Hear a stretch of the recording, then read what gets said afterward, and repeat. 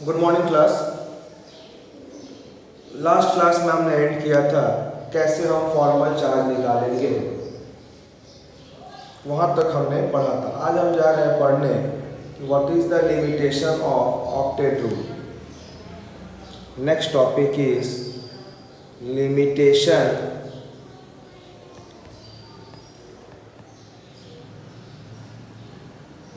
Of octet rule. Limitation of octet rule.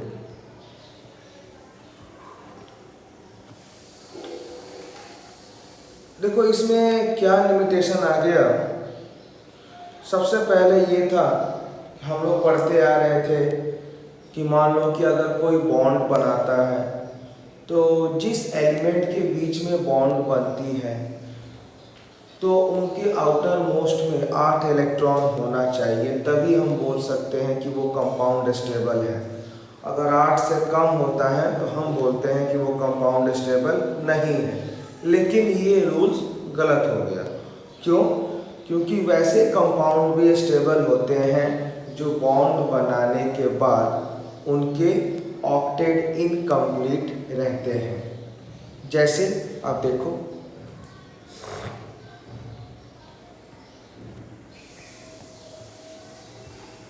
the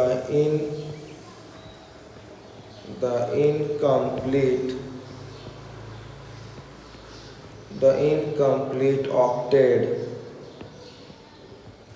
of the central atom. The incomplete octet of the central atom.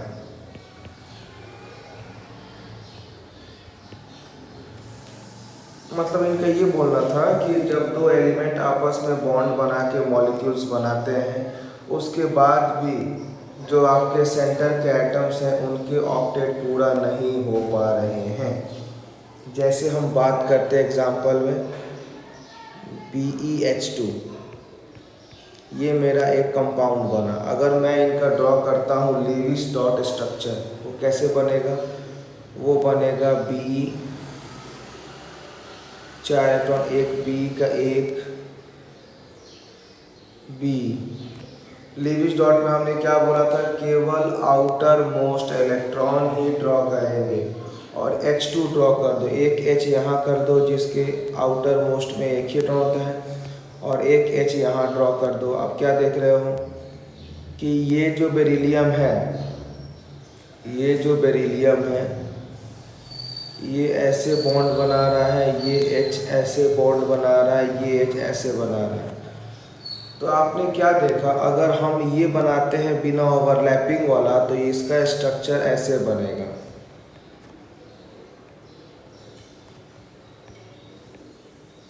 तो आप क्या देख रहे हो कि बेरिलियम के आउटर मोस्ट में 4 ही इलेक्ट्रॉन है। देखो बेरिलियम के आउटर मोस्ट में 1 2 3 4। आपने क्या देखा कि बेरिलियम के आउटर मोस्ट में 4 ही इलेक्ट्रॉन है। और हमें पता है कि ऑक्टेट को कंप्लीट करने के लिए हमें 8 इलेक्ट्रॉन चाहिए, और अगर 8 इलेक्ट्रॉन ऑक्टेट में नहीं है तो हम क्या बोलेंगे? हमारा वो मॉलिक्यूल स्टेबल नहीं है। लेकिन नहीं, यहाँ पर बेरिलियम सेंट्रल एटम है और इसमें ऑक्टेट नहीं भी पूरा होने के कारण ये मॉलिक्यूल स्टेबल है। तो ये सब लिमिटेशन थे ऑक्टेट रूल का। चलो एक और एग्जांपल लेके हम समझते हैं। BCl3,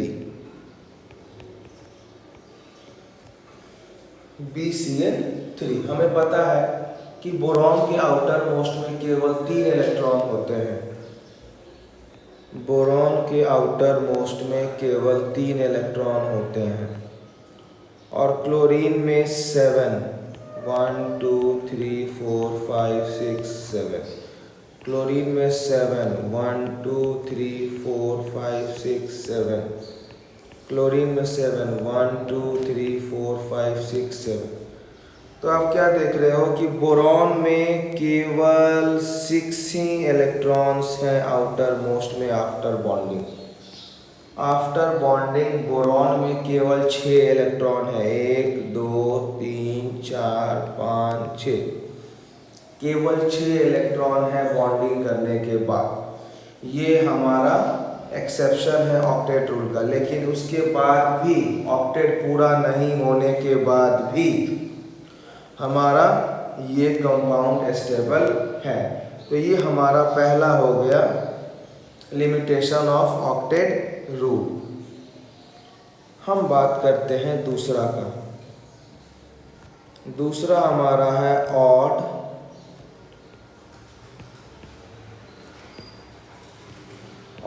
electron molecule.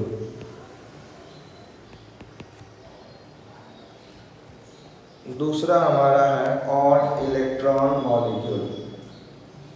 What is the meaning of odd electron molecule? अब आपको पता है कि जब भी मान लो अगर मैं एक बॉन्ड ये बनाया तो हमें एटलीस्ट 2 इलेक्ट्रॉन तो चाहिए ही चाहिए। अगर हम 2 बॉन्ड बना रहे हैं तो मिनिमम हमें 4 इलेक्ट्रॉन चाहिए ही चाहिए। मतलब कि जब भी हमारा बॉन्ड होता है तो जो हमारे नंबर ऑफ इलेक्ट्रॉन्स इन्वॉल्व होते हैं बॉन्ड में वो हमेशा इवन में आना चाहिए। वो हमेशा इवन में आना चाहिए। लेकिन ऑड वाले मॉलिक्यूल्स भी आते थे। फॉर एग्जाम्पल, जैसे अगर हम बात करते हैं NO, नाइट्रिक ऑक्साइड, तो इसका क्या होगा सोचा? इसका होगा N डबल बॉन्ड O। अब हम क्या देख रहे हैं? होने के बाद भी नाइट्रोजन में 5 में से 3 इलेक्ट्रॉन बॉन्ड में पार्ट किया, 5 में से 3 इलेक्ट्रॉन जो बॉन्ड में पार्ट नहीं किया और 2 इलेक्ट्रॉन बॉन्ड में पार्ट किया। ऑक्सीजन के 6 में से 2 पार्टिसिपेंट किया और 4 इलेक्ट्रॉन नहीं होगा। तो हम क्या देख रहे हैं कि नाइट्रोजन के पास अगर आप देखोगे कायदे से तो 3 इलेक्ट्रॉन तो वो हैं जो बॉन्ड में पार्ट नहीं लिए और 2 इलेक्ट्रॉन ऐसे हैं जो बॉन्ड में पार्ट ले लिए। तो पूरे मिलाकर नाइट्रोजन के पास ऑड इलेक्ट्रॉन है। और ऑड इलेक्ट्रॉन होने के साथ साथ ये न्यूट्रल ऑक्साइड भी है जो स्टेबल है। Neutral means which neither reacts with acid nor with base. Why? Because they are stable. तो ये वाले भी क्या थे? Limitation of octet rule. Next था लिमिटेशन द एक्सपेंडेड ऑक्टेट।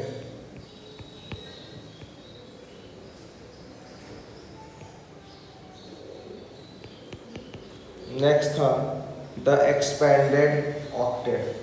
अब देखिए, हमें पता है कि जब कोई एलिमेंट आपस में बॉन्ड बनाते हैं, जब भी कोई एलिमेंट अगर आपस में बॉन्ड बनाते हैं तो उनके आउटर मोस्ट में 8 इलेक्ट्रॉन तो स्टेबिलिटी के लिए होना चाहिए। लेकिन कभी कभी ऐसा भी केस आ गया कि जो इनके आउटर मोस्ट इलेक्ट्रॉन है वो 8 से ज़्यादा आ गए।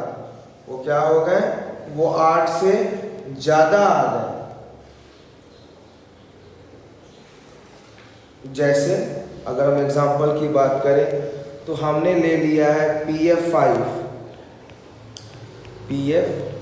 मुझे पता है फास्फोरस 5 बॉन्ड बनाएगा, 1 2 3 4 5। और फ्लोरीन के आउटर मोस्ट में 7 इलेक्ट्रॉन्स हैं। लिखो यहाँ पर, फ्लोरीन में 1 2 3 4 5 6 7। फ्लोरीन में 1 2 3 4 5 6 7। फ्लोरीन में 1 2 3 4 5 6 7। फ्लोरीन में 1 2 3 4 5 6 7। फ्लोरीन में 1 2 3 4 5 6 7। हम क्या देख रहे हैं कि फास्फोरस ने जो बॉन्ड बनाया फ्लोरीन से,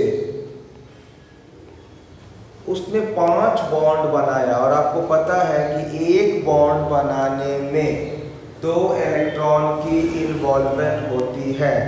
तो 5 बॉन्ड बनाने में 10 इलेक्ट्रॉन की इन्वॉल्वमेंट होती है। मतलब आप क्या देख रहे हो कि जब आपका बॉन्ड पूरा हो गया तो फास्फोरस के पास आउटर मोस्ट में 10 इलेक्ट्रॉन है।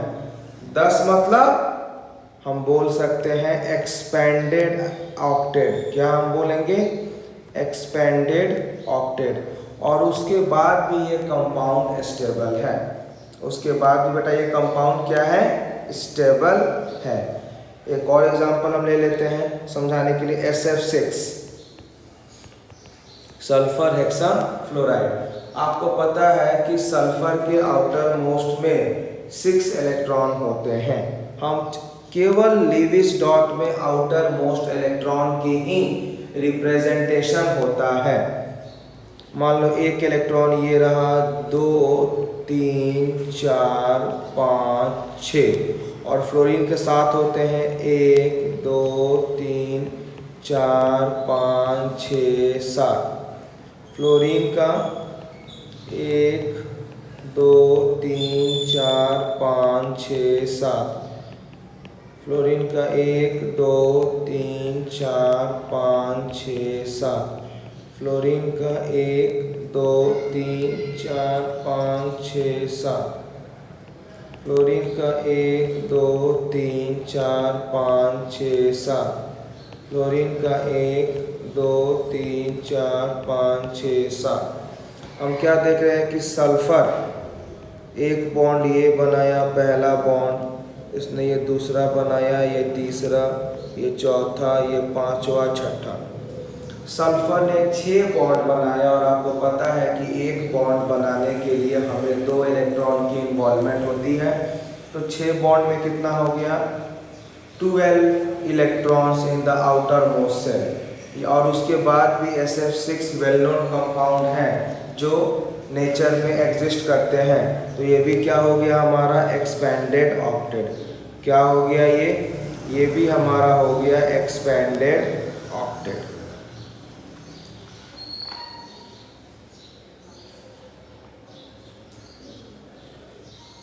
तो ये सब हमारे क्या हो गए? What was the limitation of octet rule? ये हो गया हमारा लिमिटेशन। ठीक है, नेक्स्ट आता हूं। नेक्स्ट इनका क्या था limitation?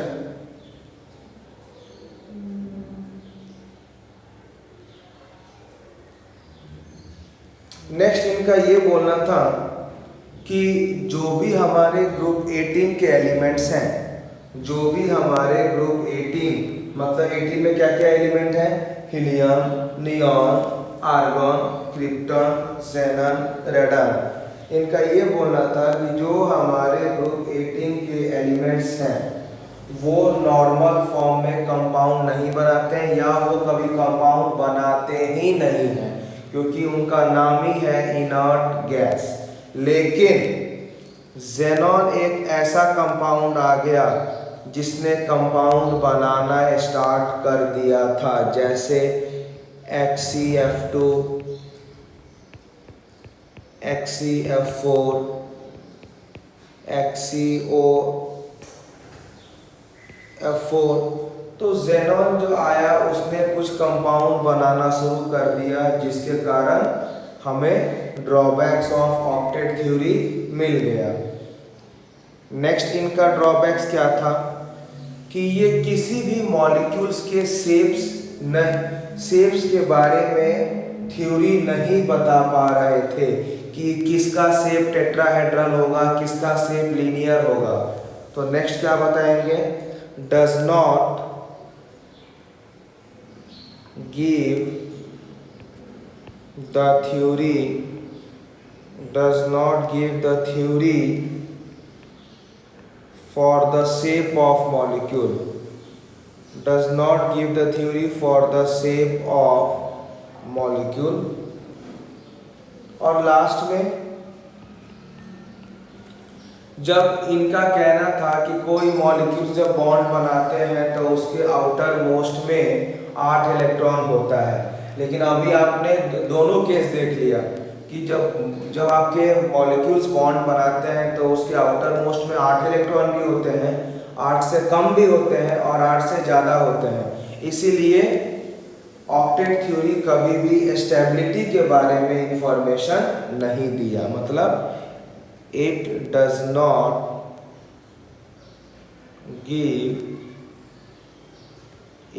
Not give any information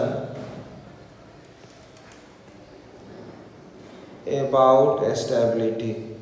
उसने स्टेबिलिटी के बारे में कोई इंफॉर्मेशन नहीं दिया था, कोई इंफॉर्मेशन नहीं दिया था।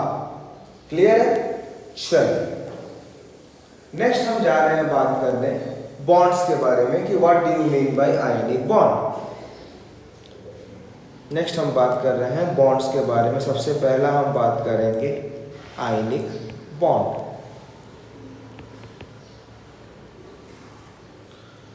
नाम है आयंस, मतलब वो मॉलिक्यूल्स बने जहां पर आयंस की ट्रांसफर हो। आयंस की ट्रांसफर का मतलब हम क्या बोल सकते हैं कि कहीं पर इलेक्ट्रॉन का लॉस हो या कहीं पर इलेक्ट्रॉन का गेन हो।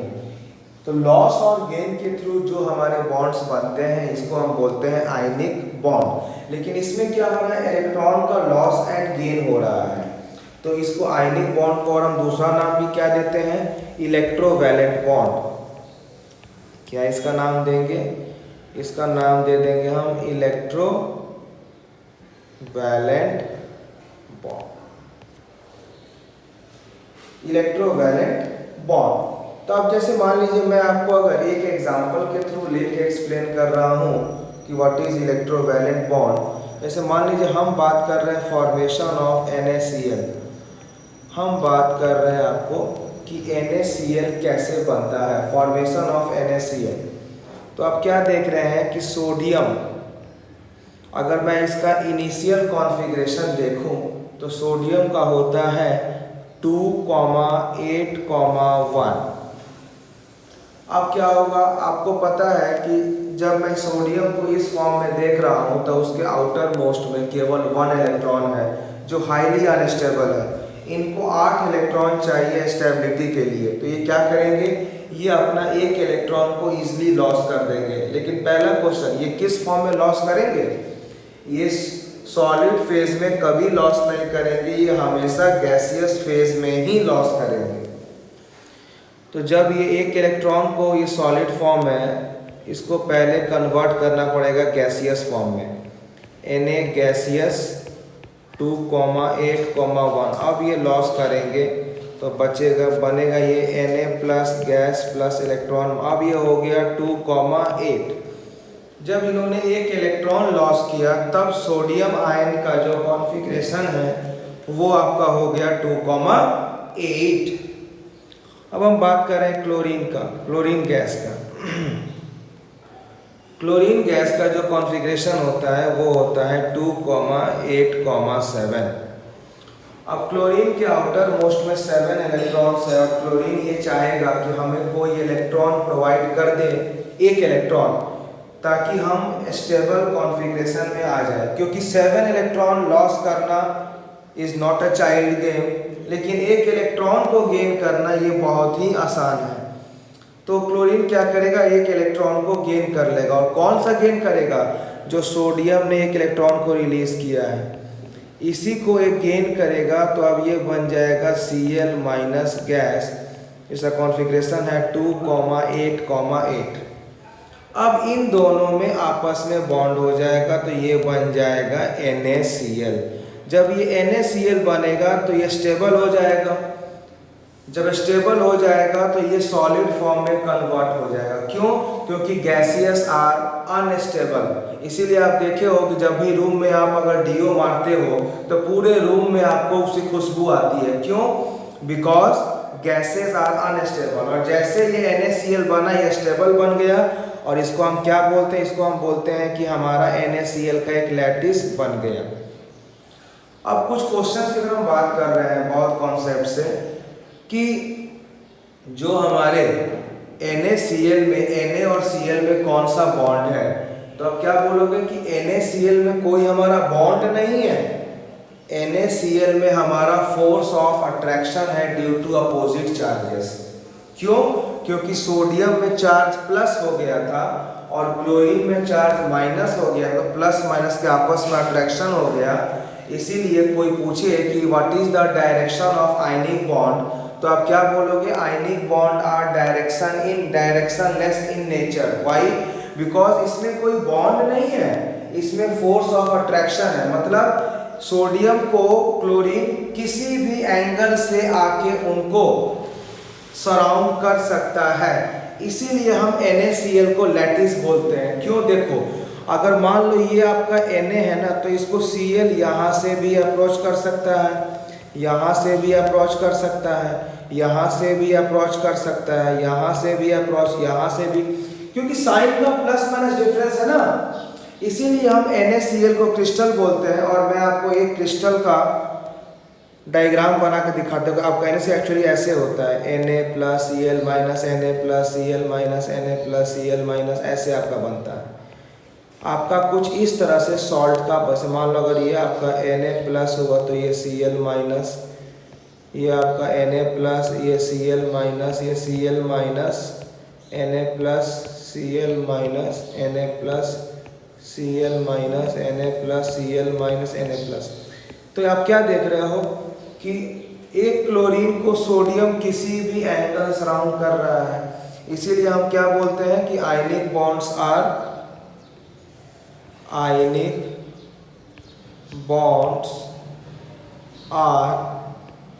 डायरेक्शनलेस इन